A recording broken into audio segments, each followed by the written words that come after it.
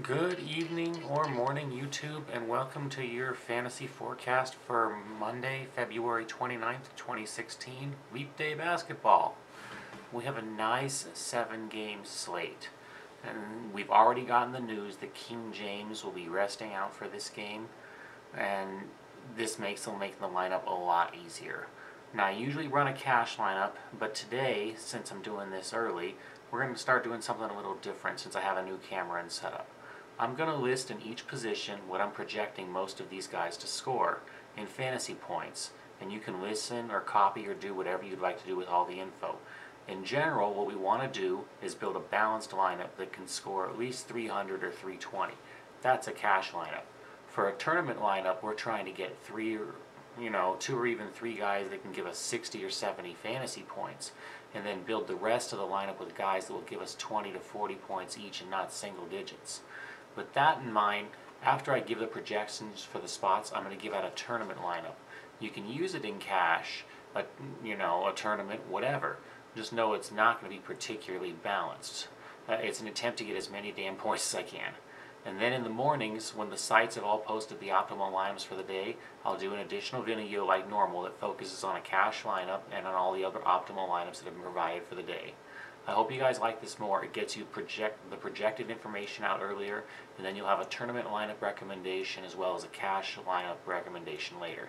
Please let me know in the comments what you think, and if there's anything you believe you can improve things for you guys. I mean this just to give some assistance to you guys when you build your lineups, and I highly, highly encourage you, to research other people's recommendations as well. Okay, now that's all done and out of the way, let's get on with the projections. Each day I'm just going to list the players and the projected totals. I'll give a commentary on all the players that I actually use in just the tournament and cash lineups that I make. At point guard, we have Westbrook coming in at 55. We have Paul coming in at 48. Wall coming in at 47. Thomas at 40. Conley at 31. Collison at 26. Sloan at 24. And Kanan at 23, which is minute dependent. For shot guard, we have Harden at 55. Middleton at 36, Barton at 30, Hood at 29, Crawford at 27, Redick at 24, and Ellington at 21. At small forward, we have Durant at 56, George at 46, Antetokounmpo at 39, Ariza at 29, Barnes at 27, Covington at 27, Bogdanovich at 25, and Porter at 24. At power forward, we have Favors at 38, Young at 35, Parker at 32, Ibaka at 31, Sullinger at 30, Turner at 29, and Morris at 24.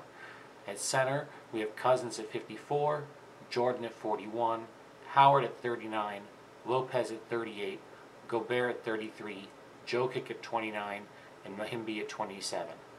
And those are the projections as of right now, and this is going to be your promised GPP lineup. I'll have optimal cash lineups posted tomorrow morning or afternoon, depending on where you live. So,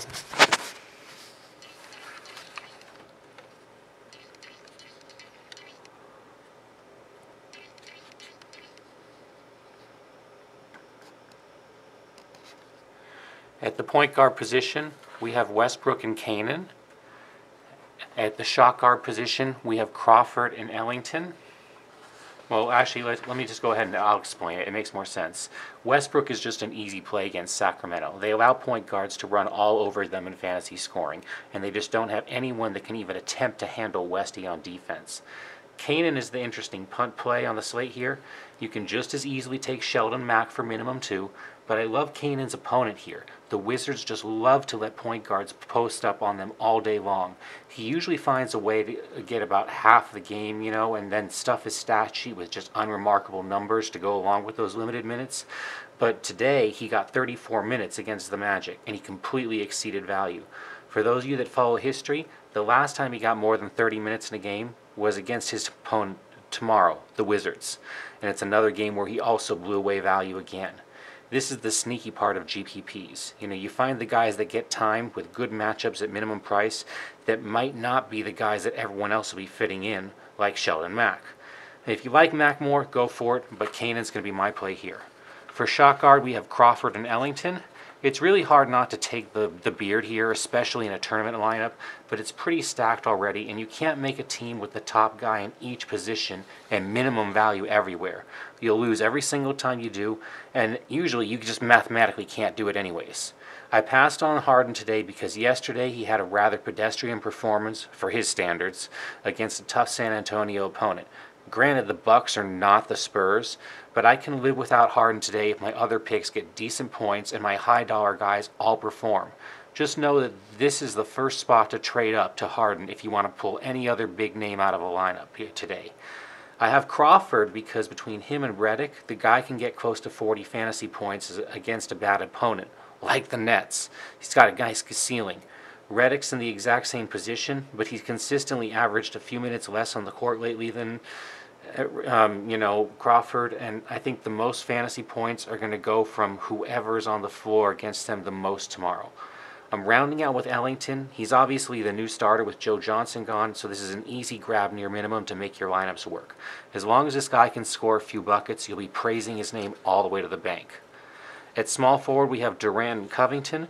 Durant doesn't need much said about him. We're trying to take advantage of what's likely to be a close, high-scoring game, and the Kings suck against the small forward position as well. This could be the game where Durant rolls out 70 fantasy points. We're rounding out with Covington. He played against the Wizards to perfection the last time he saw them on the court, and I don't think the coaching staff is going to forget that. He probably won't give us 8 times value again, but 6 or 7 times value isn't out of the question, and a floor, so for 5 times, no problem. At power forward, we have Parker and Grant. Parker was so easy to drop in tonight. He's on the court in the 30s every night, and FanDuel just seems to have forgotten that it shouldn't be below $6,000. The value is there, but what I like even more is that Houston gives up the absolute most fantasy points in the league against the power forward position. I'm rounding us out with Grant, and it's another one of those sneaky GPP plays today. He gets his steady stream of minutes, which we need with value players. And lucky us, he plays the Wizards tomorrow. He put up close to 40 fantasy points tonight, and he could do something similar again tomorrow, considering he put up 25 against the Wiz with 10 less minutes of court time 3 weeks back. And finally, at center, yes, this lineup fits in Cousins. And really, do you really want anyone other than Boogie tonight? And you can watch the Oklahoma and Sacramento game and literally root for just everything that happens in the game. And the guy railed Oklahoma for like 20 boards last time, and they played on top of like 30-something points too. And the whole point of a tournament lineup is that so you can get this guy in and hopefully get 65 out of it. Okay guys, that's it for the GPP lineup for tomorrow. The results and optimal cash lineups video will be posted tomorrow morning. Thanks for watching. Remember to subscribe for notices on the latest videos, and follow on Twitter at MikeMiller78 for the latest updates, injury news, and lineup changes. Have a great night guys. Enjoy.